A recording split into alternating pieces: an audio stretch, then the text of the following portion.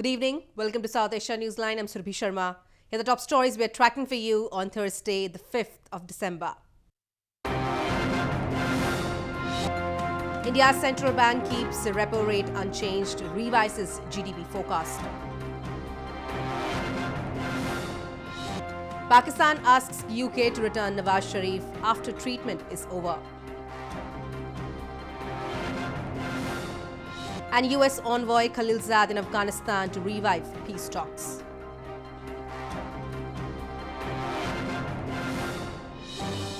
And now for all the details.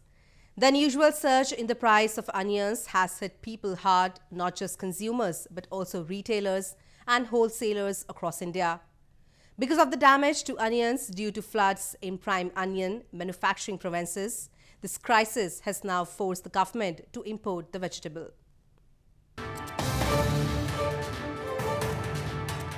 The skyrocketing prices of onions post-monsoon crisis across India has made the vegetable out of reach of the common man, leaving them with no choice but to limit the consumption of the staple food.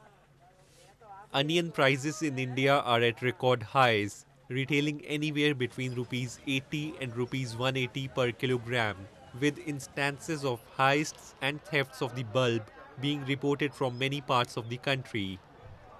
Poor and middle-class people are having a tough time managing their kitchen supplies due to surge in onion prices. जी आज मंडी आए हैं, market आए हैं सब्जी खरीदने के लिए, लेकिन हिम्मत नहीं पड़ रही प्याज के रेट देखते हुए कि इसको लेके जाएं कि ना लेके जाएं।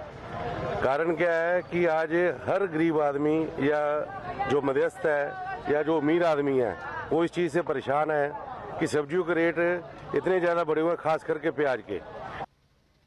Despite the export ban enacted in September to keep domestic supply inside India, prices have surged, especially in Maharashtra, the country's biggest producer.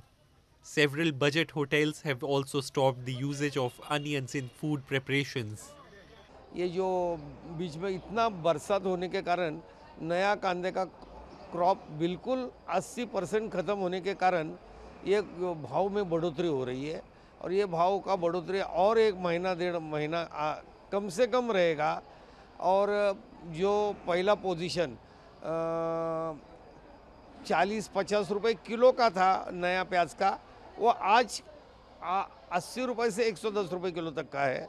Meanwhile, amid surging prices, state-run trading firm MMTC has placed another onion import order of 4,000 tons from Turkey. The shipments are expected to reach by January. Finance Minister Nirmala Sitharaman on Wednesday said in the Parliament that the government has taken a host of measures, including imports, to deal with the rising prices of onion. In a surprise move, India's central bank on Thursday kept the interest rates unchanged but revised gross domestic product growth projection to 5% from 6.1% for the current financial year 2019-20. The Reserve Bank of India, or RBI, released its fifth bi-monthly monetary policy statement for 2019-20 on Thursday. The six-member Monetary Policy Committee, led by RBI Governor Shakti Kanta Das, decided to keep the policy repo rate, the rate at which it lends to commercial banks, unchanged at 5.15%. In 2019, the RBI has cut repo rate by 135 basis points so far to a 9-year low of 5.15%. The Reserve Bank of India, or RBI, released its fifth bi-monthly monetary policy statement for 2019-20 on Thursday. Based on its considered assessment, the MPC voted unanimously to keep the policy rate unchanged. It, however, decided to continue with the accommodative stance as long as it is necessary to revive growth, while ensuring that inflation remains within the target. The RBI also revised down its gross domestic product forecast for the full fiscal year that ends in March 2020 from 6.1% predicted in its October policy to 5% on Thursday. According to a data released last week, India's economic output expanded by 4.5% in the 3 months that ended in September, marking the slowest pace of growth since 2013. In from Pakistan, The Pakistan government has written to the British authorities seeking return of ailing former Prime Minister Nawaz Sharif after his medical treatment in the UK is over. Sharif, convicted of corruption charges, flew to the UK for medical treatment last month.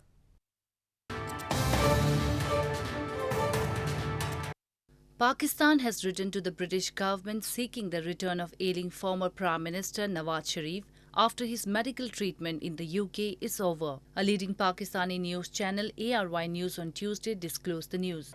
The government letter to the authorities in the UK reportedly said that Sharif is facing scores of charges in several cases in Pakistan and is also convicted in a case.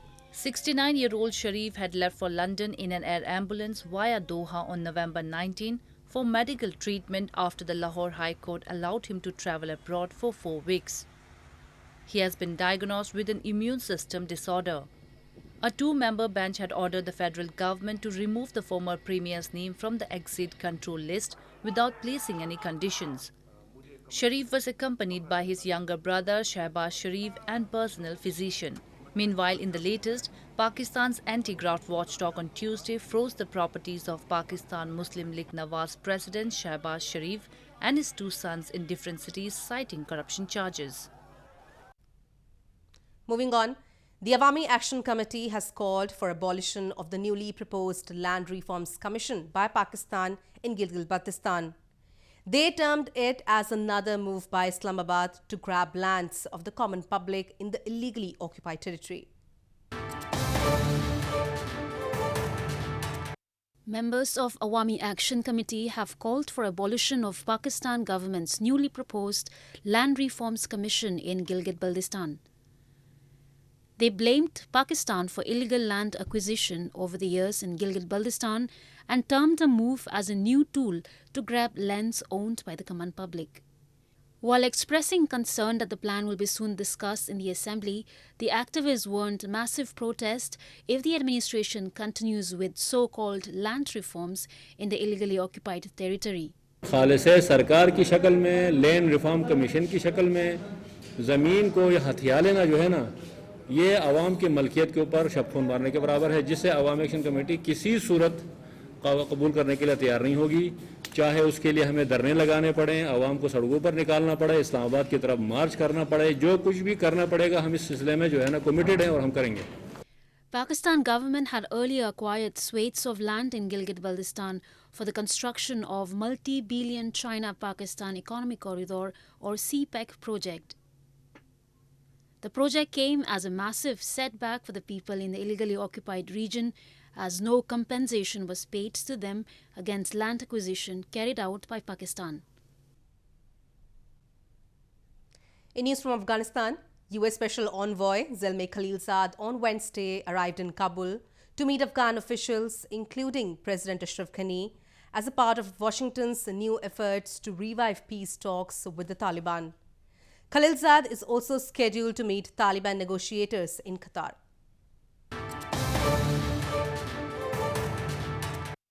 US Special Envoy Zalmay Khalilzad on Wednesday arrived in Kabul to meet Afghan President Ashraf Ghani and other senior officials as part of a new efforts to revive peace talks with the Taliban.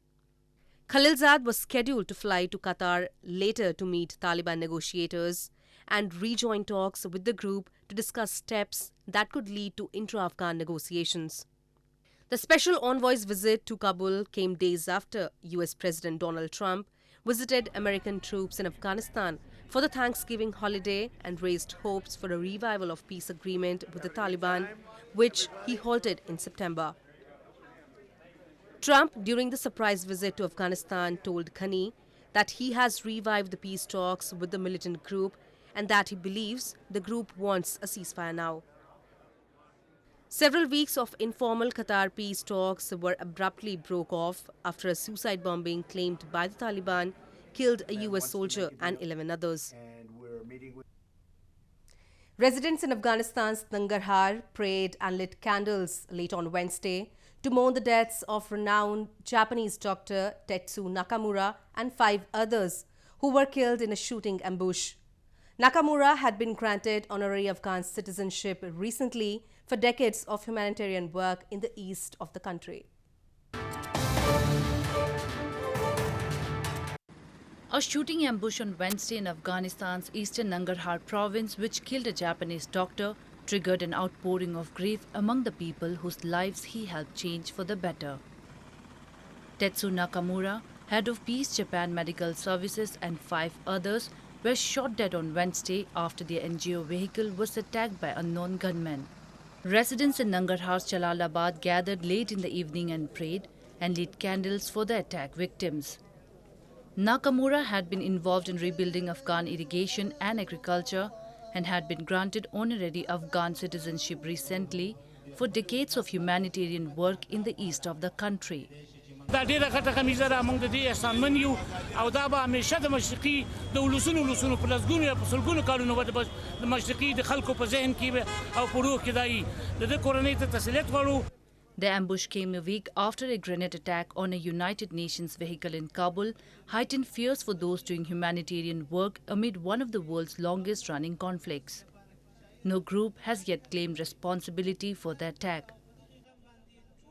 Sri Lanka's Foreign Minister Dinesh Gunawardene has denied allegations that a Swiss embassy worker had been abducted and threatened to disclose sensitive embassy-related information in Colombo last month. He said it was another step of misinformation against the political leadership of the island nation.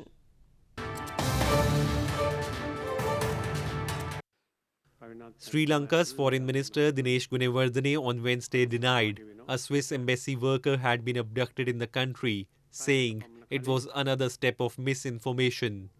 The Swiss embassy said in a statement that the worker, who has had her travel abroad restricted until December 9, alleged she was abducted and threatened to disclose sensitive embassy-related information on November 25. Speaking at a news conference in Colombo, the Sri Lankan Foreign Minister said that there was little truth in the allegation. Most of the matters mentioned by the embassy and the officials have been properly checked by the police, and we feel, and we have explained to the ambassador, that they have very little truth in the main allegation. Gunawardene said that an investigation into the incident cannot proceed without a statement from the victim, which had not been provided. Swiss authorities have said that the victim is in poor health and is unable to do so. Hindu worshippers slaughtered hundreds of animals and birds as part of a religious ritual in southern Nepal this week. The ceremony, which is held every 5 years in the Himalayan nation, has been facing objections since long now by many animal rights activists who believe the event is a cruel and gruesome spectacle.